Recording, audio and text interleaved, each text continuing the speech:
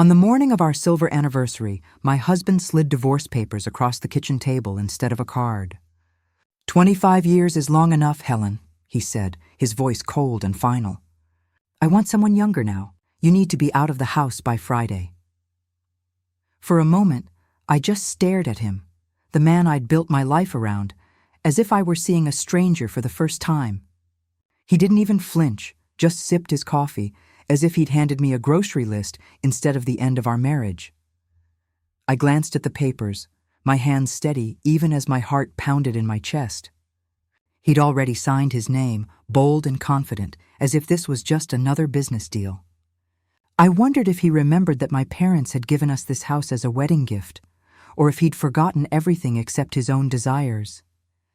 I could almost hear his mother's voice in the back of my mind, always so polite, always so distant, quietly approving of anything that made her son happy.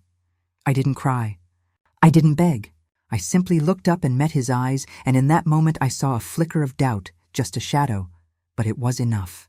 You should be careful what you wish for, David, I said, my voice calm and even. Because sometimes the past doesn't stay buried. And sometimes the person you underestimate the most is the one who knows all your secrets. He blinked, caught off guard, but I didn't give him the satisfaction of seeing me break. I stood, leaving the papers untouched on the table, and walked out of the room with my head held high. Behind me, the silence was thick with everything he didn't know. But before I ever became the woman who could say those words, I was just Helen, wife, mother, daughter, doing my best to hold a family together, never imagining how quickly everything could unravel. If you'd asked anyone in our neighborhood about the Marshalls, they would have told you we were the picture of stability. Ours was the house with the red door and the flower boxes, the one where laughter spilled out on summer evenings and the porch light was always on for a neighbor in need. David and I met in college, two ambitious kids with big dreams and not a penny between us. He was charming, quick-witted, and endlessly optimistic. I was practical, steady, and determined to build a life that would last. We married in a small church with my parents beaming in the front row, and for a while, it felt like the world was ours. The early years were a blur of late-night study sessions, cheap takeout, and whispered promises about the future. We moved into a tiny apartment with peeling wallpaper and a leaky faucet, but we didn't care. We had each other, and that was enough. When our daughter, Emily, was born, we cried together in the hospital room, overwhelmed by the miracle of her tiny fingers wrapped around ours. I remember thinking that nothing could ever come between us, not money, not time, not even the exhaustion that came with new parenthood. David worked long hours at the firm, determined to climb the ladder and give us the life we'd always talked about. I stayed home with Emily, trading my own career ambitions for playdates and PTA meetings. I told myself it was just for a little while, that I'd go back to work once she started school. But the years slipped by, and my days filled with laundry, grocery lists, and the quiet satisfaction of a well-run home. I became the woman who remembered birthdays, who baked cookies for the school fundraiser, who always had a kind word for the mailman. David was proud of me, or so he said, and I wore his praise like a badge of honor. We bought our house with the help of my parents, a gift they insisted on giving us to start our family off right. It was more than just a roof over our heads. It was a symbol of everything we'd worked for. We hosted barbecues in the backyard, invited friends for holiday dinners, and watched Emily grow from a shy little girl into a confident young woman. Our home was filled with photos, vacations at the lake, birthday parties, Christmas mornings with wrapping paper strewn across the floor. Looking back, it's easy to see the golden haze of those years, the way happiness seemed to settle over us like sunlight through the kitchen window. But even then, there were cracks beneath the surface. David's job demanded more and more of his time, and the late nights at the office became routine. He'd come home tired, distracted, sometimes irritable. I told myself it was just stress, that every marriage had its rough patches.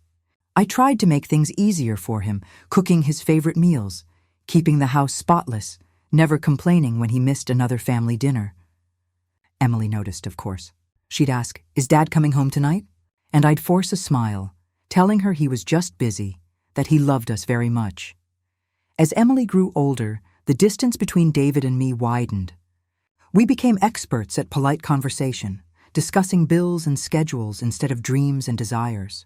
Our friends would comment on how well we worked as a team, how lucky we were to have such a strong partnership. I nodded and smiled, never letting on that I sometimes felt invisible in my own home. I missed the man who used to bring me wildflowers from the park, who'd dance with me in the living room when our song came on the radio. I missed the feeling of being seen, of being cherished. Still, I clung to the routines that made our life feel normal. Sunday mornings at church, brunch with the neighbors, phone calls with my parents every Thursday night. Emily left for college, and the house felt too quiet, but I filled the silence with volunteer work and book clubs. David's mother, Margaret, became a more frequent presence, always with a subtle critique or a backhanded compliment. "You do so much for everyone, Helen," she'd say, her eyes scanning the living room for dust. "It's a wonder you find time for yourself." I learned to smile and nod, to let her words roll off my back. But they lingered in the corners of my mind. Our daughter thrived at university, making friends and chasing her own ambitions. She called home every Sunday, her voice bright and full of stories. I lived for those calls, for the chance to feel needed again. David, on the other hand, seemed to drift further away. He traveled more for work, sometimes gone for days at a time. When he was home, he was present in body but not in spirit, his mind always somewhere else. I tried to reach him, to remind him of the life we'd built together, but he brushed off my concerns with a tired smile. "You worry too much, Helen. Everything's fine. If only I'd seen the signs sooner." The missed anniversaries, the sudden interest in his appearance, the way he guarded his phone like a secret. I told myself it was just a phase, that we'd find our way back to each other once the stress passed. Our friends still envied our life, our daughter still called me for advice, and the community still saw us as the perfect couple. But behind closed doors, I felt the weight of loneliness settle over me, heavier with each passing year. There were moments of hope, brief flashes of the man I'd married. He'd bring home flowers for no reason or suggest a weekend getaway just for the two of us. I clung to those moments, convinced they meant we were still in this together. But the distance always returned, wider and colder than before. I started to wonder if I was the problem, if I'd become too predictable, too ordinary. I tried to change, new recipes, new hobbies, even a new haircut, but nothing seemed to reach him. Our friends, the Harrisons and the Lees, would invite us over for dinner, and I'd watch the way their eyes lingered on each other, the easy affection that still lived between them. I envied their closeness, their laughter, the way they seemed to move through life as a unit. David and I played our parts, smiling for photos and making small talk, but I could feel the emptiness growing between us. I wondered if anyone else noticed, or if I was the only one who saw the truth. The community held us up as an example, the couple who'd made it through the storms and come out stronger. I wore that mask for years, afraid of what would happen if I let it slip. I told myself that every marriage had its seasons, that love was a choice you made every day. But deep down, I knew something was slipping away, something I couldn't name or fix. Then, one seemingly ordinary day, the illusion shattered. It started with a phone call, a missed message, and a look in David's eyes that I'd never seen before. I didn't know it yet, but everything was about to change. It started with a message that wasn't meant for me. I was folding laundry in the bedroom, the afternoon sun slanting through the curtains, when David's phone buzzed on the dresser. He was in the shower, humming to himself, and I glanced at the screen out of habit. A single line glowed in the preview. "Last night was perfect. Can't wait to see you again." My heart stuttered. I told myself it was probably a work thing, a colleague, a friend. But the way my hands shook as I set the phone back down told me I already knew better. I tried to ignore it, to focus on the towels and socks, but the words burned in my mind. When David came out wrapped in a towel, I forced a smile and asked about his day. He answered easily, too easily, and I watched him slip his phone into his pocket, his eyes never quite meeting mine. That night I lay awake beside him, listening to the steady rhythm of his breathing, wondering how long he'd been lying to me. The next day, I found a small velvet box tucked in the back of his sock drawer. My birthday was months away, and our anniversary had just passed. I opened it with trembling fingers and found a delicate gold bracelet, far too dainty for my taste, with a tiny heart charm engraved with the letter S. I stared at it, the truth settling over me like a cold fog. This wasn't for me. It never was. I waited until dinner to ask him about it, my voice casual, my hands steady as I passed him the salad. "Did you buy a gift for someone?" I asked, watching his face. He didn't flinch. "A client's daughter is graduating. I thought it would be a nice gesture." He smiled, the same smile he used on neighbors and strangers, and I felt something inside me snap. "Since when do you buy jewelry for clients' children?" I pressed, my tone light but my eyes searching his. He shrugged, reaching for his wine. "It's nothing, Helen. You're overthinking again." The gaslighting was subtle, but it was there. He turned the conversation to my paranoia, my tendency to worry. He reminded me of all the times I'd misread things in the past, all the ways I'd let my imagination run wild. I wanted to believe him. I wanted to believe that I was wrong, that I was just tired, that the years hadn't changed him as much as I feared. But the evidence was piling up, and I couldn't ignore it anymore. A few days later, I overheard him on the phone late at night. I was coming downstairs for a glass of water when I heard his voice, low and urgent, drifting from his office. "I miss you too. I'll find a way. She suspects nothing." My breath caught in my throat. I pressed myself against the wall, listening as he whispered promises to someone who wasn't me. When he finally hung up, I slipped back upstairs, my mind racing. The next morning, I confronted him. I waited until Emily had left for work, until the house was quiet and there was nowhere for him to hide. "Who is she, David?" I asked, my voice steady. He looked up from his coffee, surprise flickering across his face before he masked it with annoyance. "What are you talking about?" he said, his tone sharp. "Don't start this again, Helen. You're imagining things." I told him about the text, the bracelet, the phone call. He denied everything, his voice rising as he accused me of snooping, of not trusting him, of trying to sabotage our marriage. He turned it all back on me, making me feel small, foolish, and alone. "You're making a scene over nothing," he snapped. "If you can't trust me after all these years, maybe you're the problem." I sat there, stunned, as he stormed out of the kitchen, slamming the door behind him. The silence that followed was deafening. I stared at the empty chair across from me, the place where he used to sit and tell me about his day, and I realized that the man I loved was gone. In his place was a stranger, someone who would rather lie than face the truth.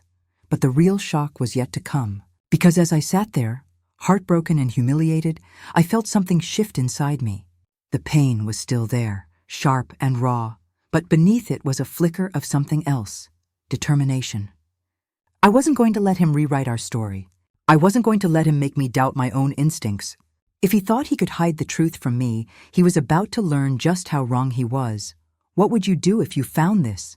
Would you walk away, or would you fight to uncover every secret? As the tears dried on my cheeks, I made a silent promise. I would find out everything. No more pretending. No more lies. The time for doubt was over. The time for answers had just begun. The days that followed blurred together in a haze of disbelief and pain. I moved through the house like a ghost, haunted by memories of laughter and warmth that now felt impossibly distant. Every room seemed to echo with the absence of trust, and every glance at David was a reminder of how much had changed.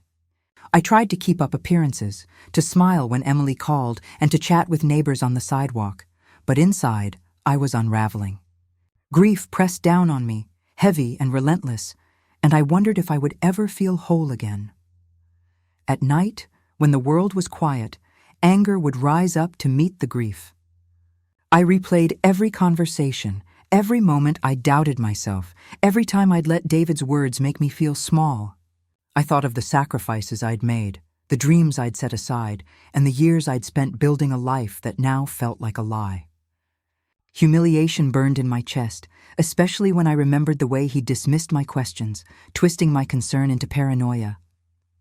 I wanted to scream, to demand answers, but I knew he would only turn it back on me. One afternoon, unable to bear the silence any longer, I called my sister, Laura. She answered on the first ring, her voice warm and familiar. I tried to keep my tone light, but she heard the tremor beneath my words. "Helen, what's wrong?" she asked, her concern immediate and genuine. I hesitated, then told her everything. The text, the bracelet, the late-night phone calls, and the way David had made me doubt my own sanity. Laura listened without interrupting, letting me pour out weeks of confusion and pain. When I finally finished, she was quiet for a moment. "You have to protect yourself, Helen," she said softly. "I know you want to believe the best in him, but you can't ignore what's right in front of you. You need to think about your future, about Emily, about your home. Don't let him take everything you've worked for." Her words settled over me like a blanket, comforting and bracing at the same time. I realized how alone I'd felt, how much I needed someone to remind me that I wasn't crazy, that my instincts were worth trusting. Laura promised to help in any way she could, and for the first time in weeks, I felt a flicker of hope. But as I tried to gather my strength, David seemed to grow bolder. He started coming home later, sometimes not at all, and when he was there, he barely bothered to hide his indifference. He spent more time on his phone, texting and laughing at messages he wouldn't share. One evening, I caught a glimpse of a photo on his screen, a woman younger and glamorous, her smile bright and knowing. He saw me looking and didn't even bother to turn the phone over. Instead, he smirked, as if daring me to say something. The next weekend, he announced he'd be attending a work event out of town. I didn't ask questions, but when I saw photos on social media, David with his arm around the same woman, both of them dressed to the nines at a charity gala, I felt the humiliation all over again. Friends and acquaintances began to whisper, their eyes full of pity when they saw me at the grocery store or the post office. Some offered awkward condolences, while others avoided me altogether, as if my heartbreak might be contagious. Family gatherings became battlegrounds. Emily, caught in the middle, tried to stay neutral, but I could see the confusion and hurt in her eyes. David's mother, Margaret, made no secret of her support for her son, insisting that men have needs and that Helen should have seen this coming. My own parents were heartbroken, but their advice was practical. Protect yourself. Don't let him take the house. Think about your future. I felt pulled in a dozen directions, each conversation leaving me more exhausted and alone. The financial uncertainty gnawed at me. David controlled most of our accounts, and I realized how little I knew about our investments, our savings, even the mortgage. I tried to ask him for information, but he brushed me off, telling me not to worry, that he'd take care of everything. The implication was clear. I was no longer part of the equation. I started to fear that I might lose the house my parents had given us, the home where I'd raised my daughter and built a life. Nights were the hardest. I lay awake, staring at the ceiling, replaying every moment of our marriage, searching for the moment when things had started to go wrong. I wondered if I'd missed the signs, if I'd been too trusting, too willing to believe in the story we'd built together. I thought of the woman in the photo, of the way David looked at her, and I felt a wave of anger so fierce it took my breath away. But Helen was about to discover a secret that would change everything. I began to notice how quickly the world could turn cold. Invitations to dinners and neighborhood gatherings dwindled. Friends who once called every week now sent polite, distant texts. Even at church, I felt the weight of curious glances and whispered speculation. It was as if my pain had become a spectacle, something to be observed from a safe distance. The isolation was suffocating, and yet in that loneliness, I found a strange kind of clarity. I realized that the life I'd worked so hard to build could be dismantled in a matter of weeks, not just by David's betrayal, but by the quiet withdrawal of those I'd once trusted. David, meanwhile, seemed to thrive in the spotlight of his new life.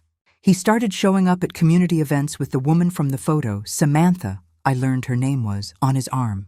She was everything I wasn't, young, stylish, effortlessly charming.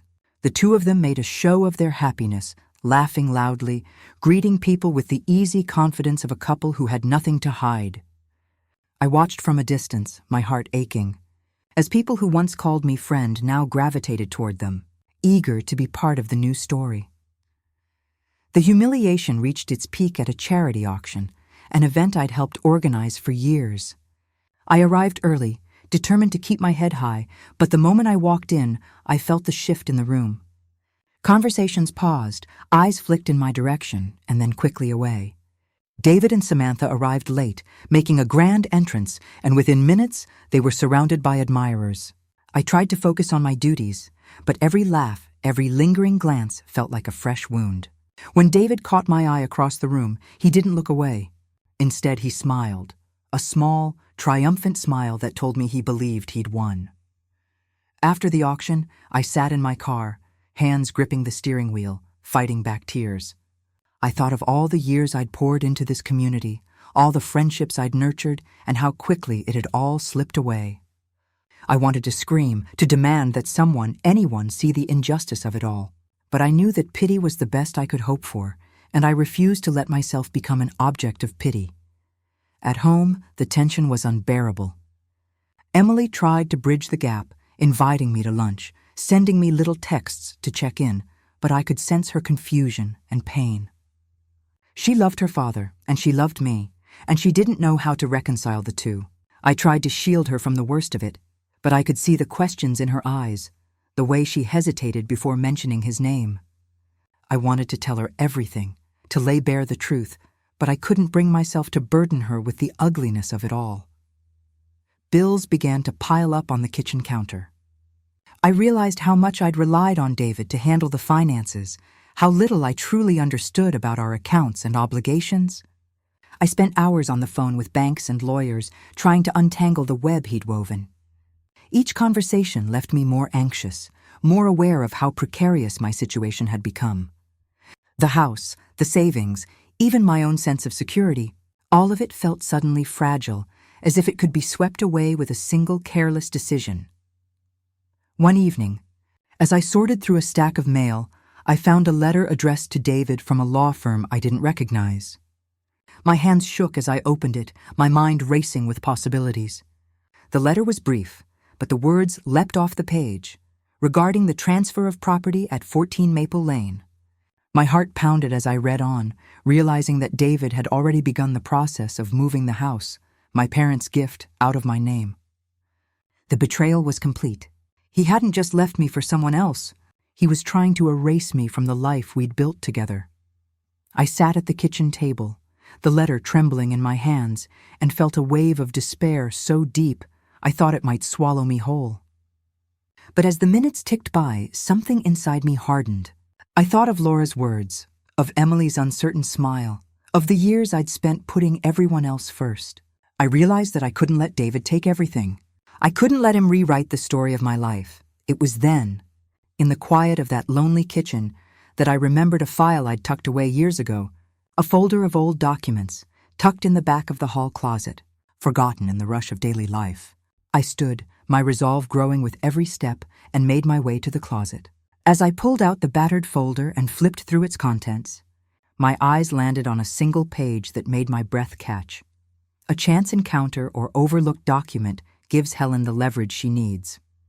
The folder was heavier than I remembered, thick with the detritus of decades, old tax returns, insurance policies, yellowed receipts from our first years in the house. I almost missed it, tucked between a mortgage statement and a faded birthday card.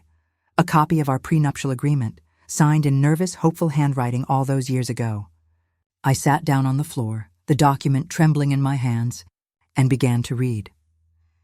At the time, the prenup had seemed like a formality, something David's parents insisted on just in case.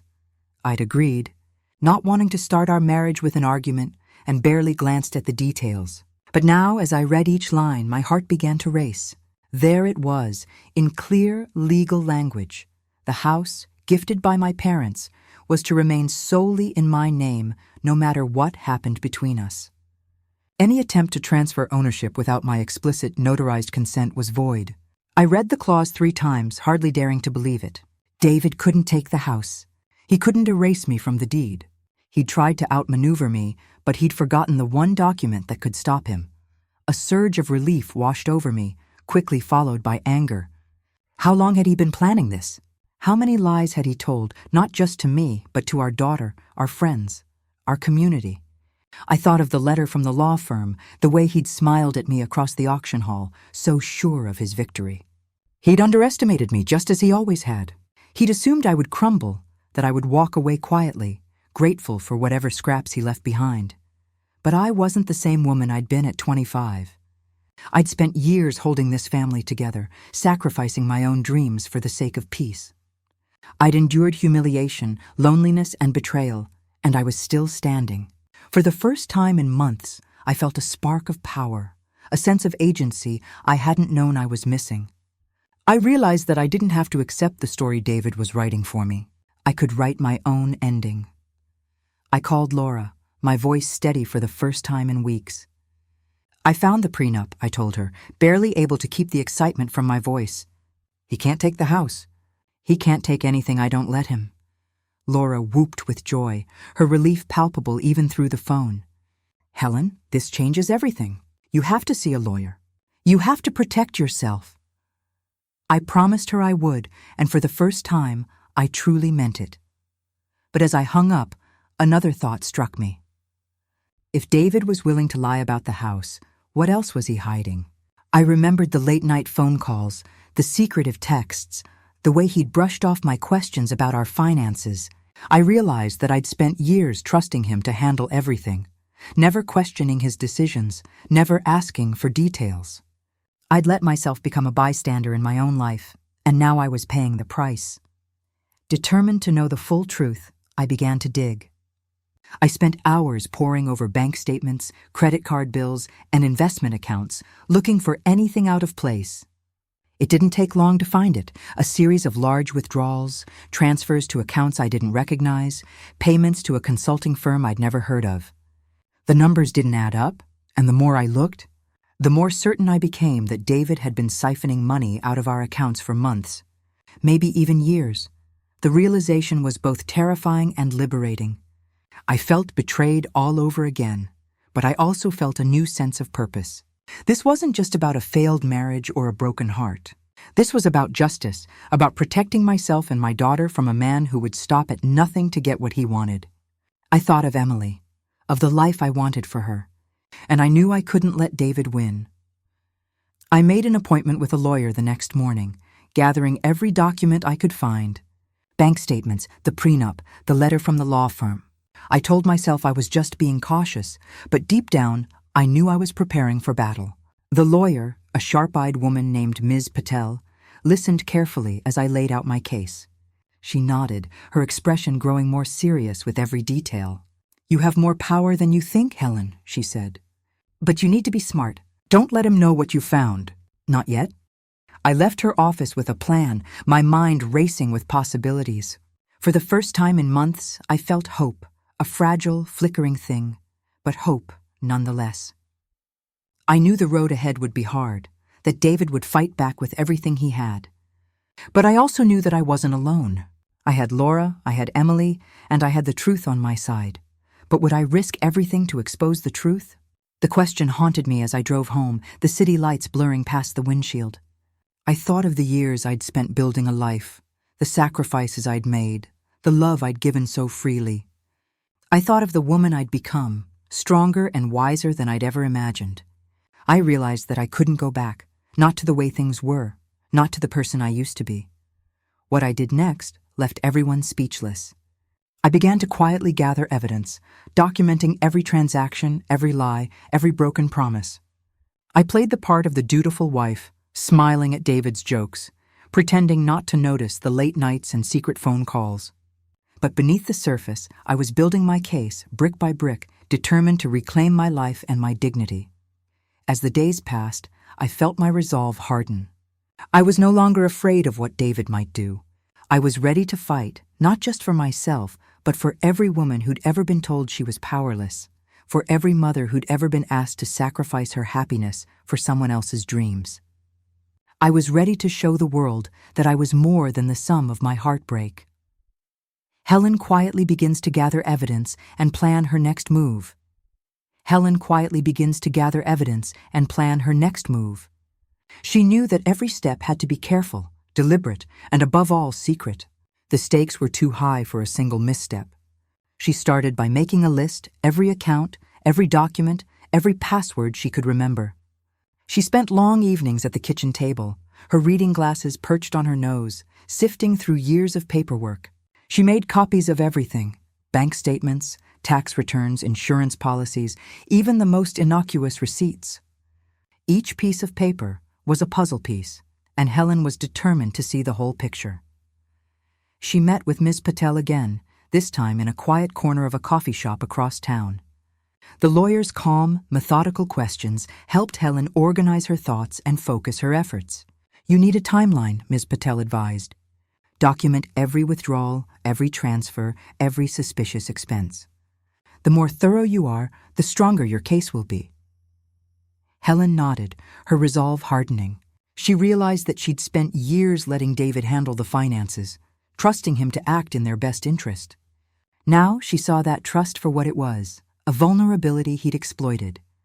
Helen enlisted Laura's help, grateful for her sister's sharp mind and unwavering loyalty.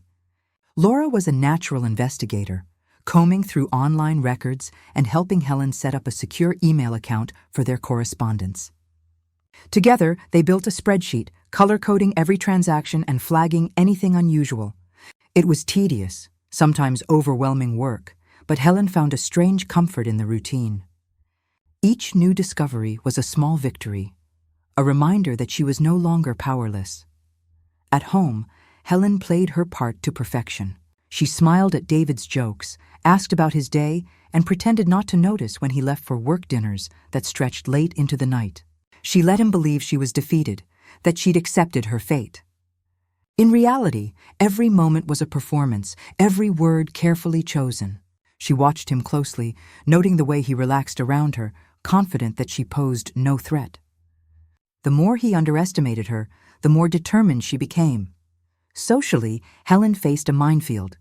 Some friends drifted away, uncomfortable with the tension and gossip. Others, like her neighbor Grace, offered quiet support. Grace would stop by with a casserole or a pot of tea, her presence a balm on Helen's worst days. "You're stronger than you think," Grace would say, squeezing Helen's hand. "Don't let him take that from you." Helen clung to those words, drawing strength from the women who refused to let her disappear. The legal process was slow and often discouraging. Ms. Patel warned her that David would fight dirty, that he'd try to paint her as unstable or vindictive. Helen steeled herself for the coming battle, determined not to let his tactics shake her. She kept meticulous notes, recording every conversation and saving every email. She learned to trust her instincts, to question everything, to never take anything at face value. Emotionally, the journey was exhausting. There were days when Helen wanted to give up, to let David have his way, just so she could find some peace.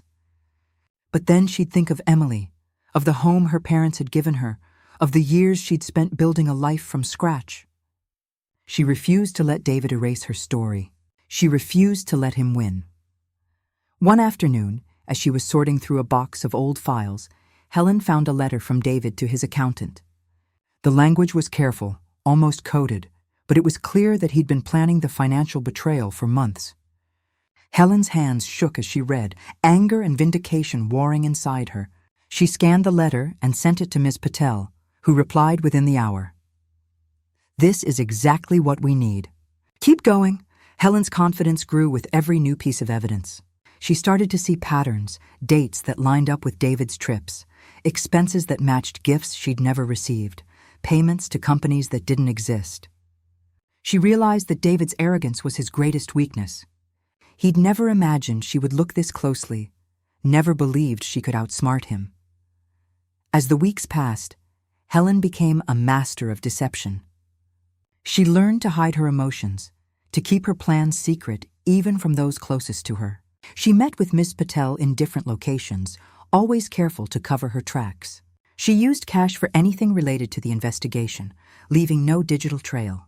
She even changed her routines, taking different routes to the grocery store and varying her schedule so David couldn't predict her movements.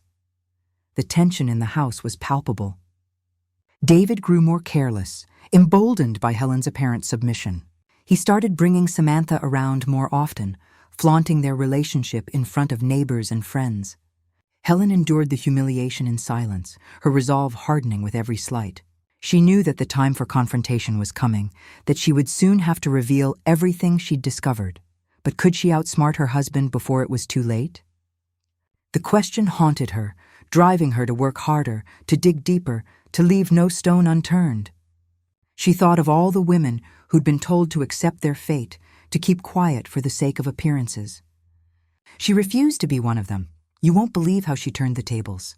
With every document, every late-night meeting, every whispered conversation with Laura and Ms. Patel, Helen built her case. She was no longer the helpless wife, no longer the woman who waited for someone else to save her. She was her own advocate, her own protector, her own champion. The stage was set for a dramatic confrontation. Helen was ready, and this time she would not be silenced. The day of reckoning arrived on a crisp Saturday morning, the kind that should have been spent in the garden or at the farmer's market, not in a lawyer's office surrounded by the people who had once been my world. I wore my mother's pearl earrings and a navy dress I hadn't touched in years, a small armor against the storm I knew was coming. Laura was at my side, her hand steady on my arm, and Emily sat across the table, her face pale but determined. David arrived late, as always, with Samantha trailing behind him, her perfume filling the room before she even spoke. He looked confident, almost smug, as if he were about to close a deal he'd already won. Miss Patel called the meeting to order, her voice calm and authoritative. "Thank you all for coming. We're here to discuss the division of assets and the future of the Marshall family home." David barely glanced at me, his attention fixed on his phone. Samantha leaned in, whispering something in his ear, and he smiled, the same smile that used to be reserved for me. I felt a pang of grief, but it was quickly replaced by resolve. I hadn't come this far to falter now. Ms. Patel began by reviewing the standard documents, bank accounts, retirement funds, the usual list of shared property. David interrupted, his tone impatient. "Let's not drag this out, Helen. We all know how this ends. You get the car, I get the house, we split the rest. It's simple." He looked at me, daring me to argue. For a moment, I let the silence stretch, watching him bask in his own certainty. Then I reached into my bag and pulled out the folder I'd spent weeks assembling. I placed it on the table, the sound echoing in the quiet room. "Actually, David, it's not that simple," I said, my voice steady. "There are a few things you seem to have forgotten." I opened the folder and slid the prenuptial agreement across the table. "You remember this, don't you? The document your parents insisted on before we got married?" David's face paled as he scanned the familiar signatures. "That's ancient history," he muttered, but his voice wavered. Ms. Patel cleared her throat. "On the contrary, Mr. Marshall, this agreement is still legally binding.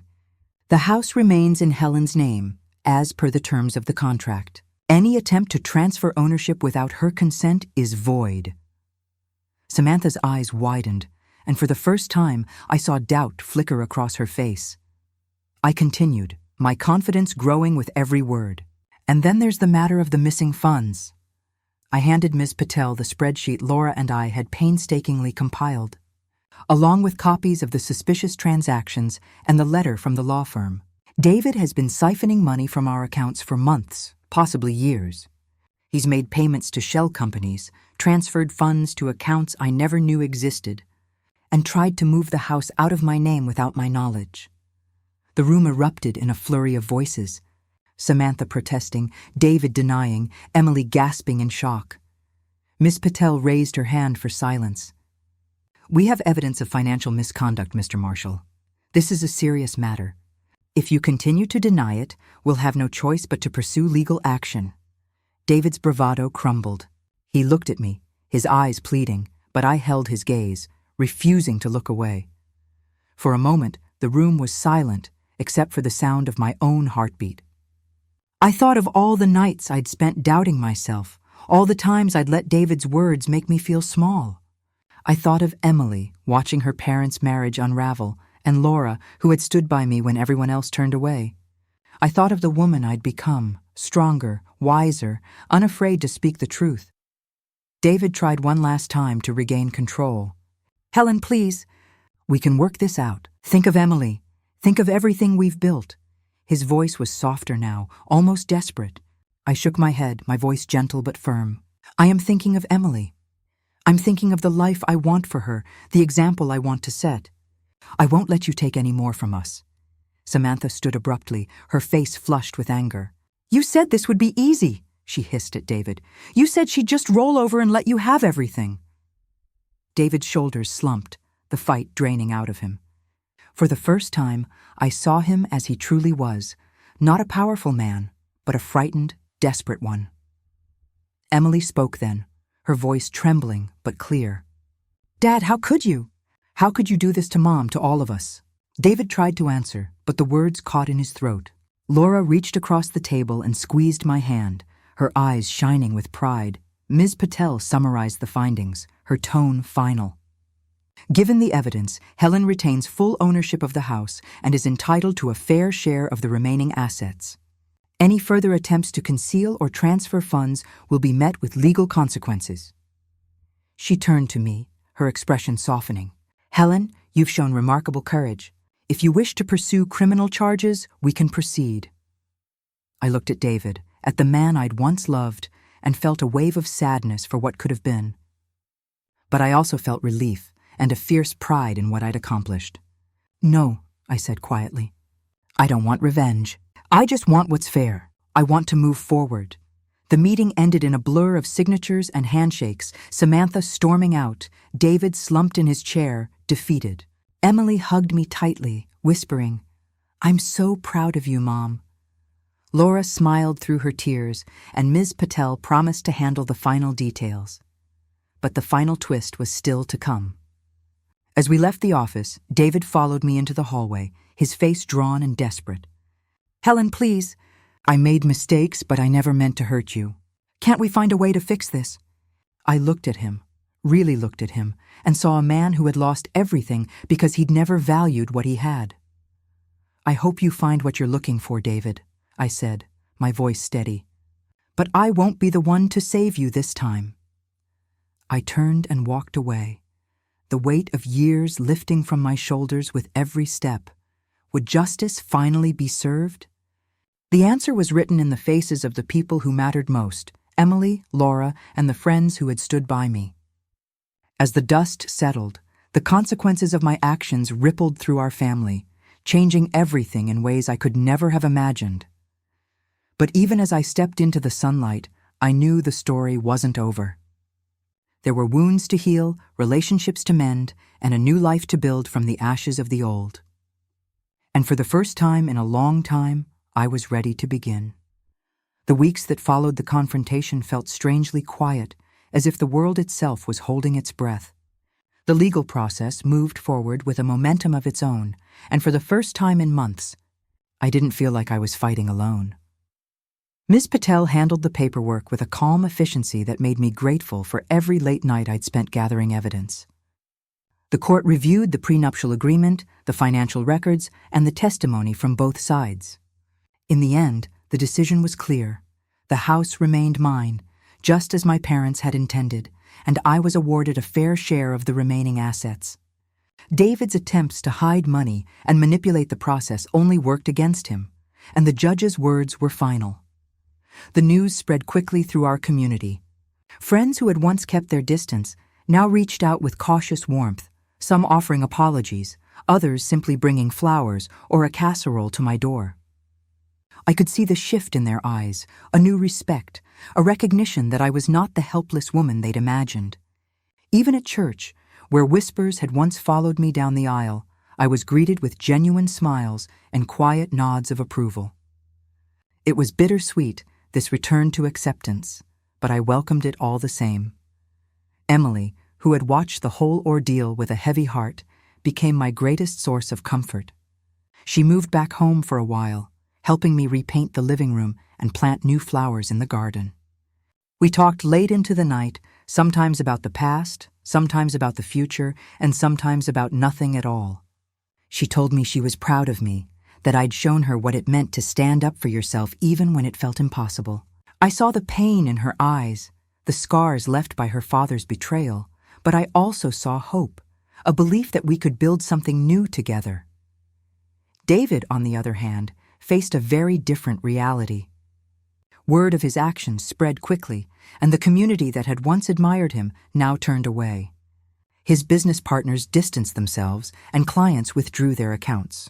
Samantha, who had once seemed so sure of her place at his side, disappeared without a trace. I heard through mutual friends that David had moved into a small apartment across town, his reputation in ruins and his finances in shambles. There was a time when I would have felt sorry for him, but now I simply felt a quiet sense of closure. He had made his choices, and now he would have to live with them. I wish I could say that victory brought only relief, but the truth is more complicated. There were days when I woke up with a heaviness in my chest, a lingering ache for the life I'd lost. I missed the certainty of the old routines, the comfort of believing in forever. I missed the woman I'd been before. Betrayal had carved new lines into my face and heart. But I also felt something new, a sense of pride, of strength, of having survived the storm and come out the other side. The community's respect was a balm, but it was the quiet moments that meant the most. Sitting in the garden with Emily, sharing coffee with Laura, walking through the house and knowing it was truly mine, these were the victories that mattered. I found myself reaching out to other women in the neighborhood, some of whom had their own stories of heartbreak and resilience. We formed a quiet sisterhood, bound not by gossip, but by the knowledge that we could endure and even thrive after loss. But could I ever truly forgive? That question lingered, haunting the edges of my new life. Forgiveness, I realized, wasn't about excusing what David had done or pretending it hadn't hurt. It was about letting go of the anger, the bitterness, the need for revenge. It was about choosing peace for myself, about refusing to let his choices define my future. Some days forgiveness felt possible. Other days it felt like a distant dream. But I kept trying, one day at a time. What would you have done in my place? Would you have fought as I did, or would you have walked away? There is no right answer, only the path that feels true to your own heart. For me, the fight was never just about the house or the money. It was about reclaiming my voice, my dignity, my sense of self. It was about showing Emily and myself that we are stronger than we know. As the dust settled and the seasons changed, I found myself looking forward for the first time in years. There were scars, yes, but there was also hope. I began to dream again, to imagine new possibilities for my life. I signed up for a painting class, started volunteering at the local library, and even planned a trip to the coast with Laura and Emily. The future was uncertain, but it was mine to shape. Helen reflects on her journey and the lessons learned. The months after the settlement passed in a gentle, almost surreal blur. The house, once a battleground of tension and secrets, slowly became a place of healing. Emily and I found a new rhythm together, one that wasn't built on tiptoeing around David's moods or pretending everything was fine. We cooked together, tried new recipes, and laughed over our inevitable kitchen disasters. Sometimes we'd sit on the porch in the evenings, watching the sun dip behind the trees, and talk about everything and nothing. There was a quiet honesty between us now, a closeness that had been missing for years.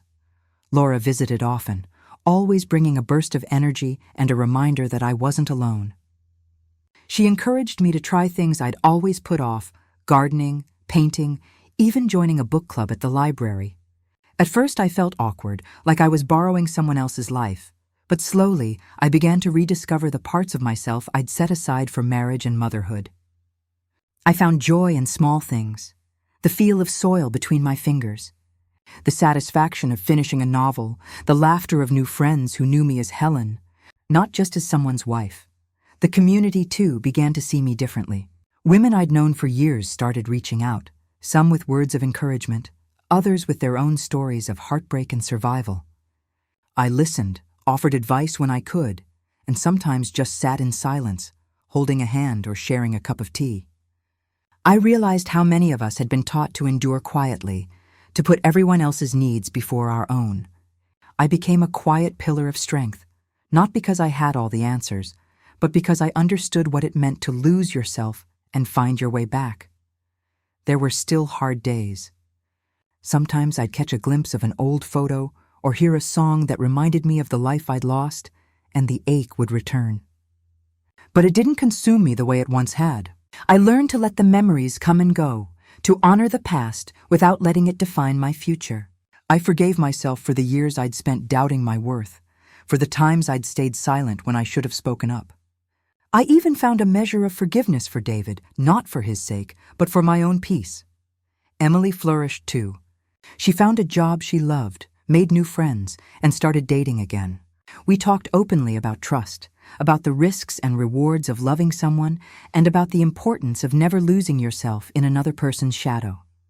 I watched her grow into a woman of strength and compassion, and I knew that, despite everything, we had come through the fire together. I started volunteering at the library, helping women who were navigating their own divorces or life changes. Sometimes, I'd see the fear and uncertainty in their eyes, the same look I'd worn not so long ago. I told them what I'd learned, that it's possible to start over, that you are stronger than you think, and that asking for help is not a weakness. I saw hope flicker in their faces, and it gave me purpose. But is it ever possible to trust again? That question lingered, not just for me, but for so many women I met. I didn't have a simple answer. Trust, I realized, isn't something you give away blindly. It's something you build, slowly, with time and honesty and courage. I learned to trust myself first, to listen to my instincts and honor my own needs. From there, trust in others came more naturally, though I knew I would never again ignore the quiet voice that warned me when something was wrong. My old life had been built on routines and roles, on the comfort of knowing what each day would bring. My new beginning was messier, more uncertain, but also more real. I was no longer defined by someone else's expectations or by the fear of being alone. I was Helen, mother, sister, friend, survivor. I had scars, yes, but I also had a future. As the seasons changed and the garden bloomed again, I found myself looking forward to each new day. I made plans, set goals, and allowed myself to dream. I knew there would be setbacks, moments of doubt, and days when the past felt too close. But I also knew that I had the strength to face whatever came next. Helen turns to the audience, sharing her wisdom and inviting them to reflect. If you've listened this far, maybe you've seen a piece of your own story in mine. Maybe you, too, have faced betrayal from someone you trusted with your whole heart. Maybe you've sat at a kitchen table, staring at a truth you never wanted to believe, wondering how you'd ever find the strength to move forward. If so, I want you to know you are not alone. Have you ever been blindsided by someone you loved? What did you do when the world you'd built suddenly crumbled beneath your feet? Did you fight for yourself, or did you walk away? Would you have made the same choices I did, or would you have chosen a different path? I'd love to hear your story, your heartbreaks, your victories, your lessons learned. Share them in the comments below. You never know who might need to hear your words today. I've learned that life rarely goes according to plan, and sometimes the people we trust the most are the ones who hurt us the deepest. But I've also learned that there is power in starting over, in finding your voice, and in refusing to let someone else's choices define your worth. If you're standing at a crossroads right now, wondering if you have the strength to begin again, let me be the one to tell you, you do. If this story touched you, please subscribe for more true stories of resilience, justice, and hope. Your support means the world to me, and it helps others find these stories when they need them most. And if you know someone who's struggling, share this video with them. Sometimes all it takes is a single story to remind us that we're not alone. Don't miss what happened next. In my next story, I'll share how I helped another woman escape a similar fate and how together we discovered that even in the darkest moments, there's always a way forward. Thank you for being here, for listening, and for believing that new beginnings are possible at any age.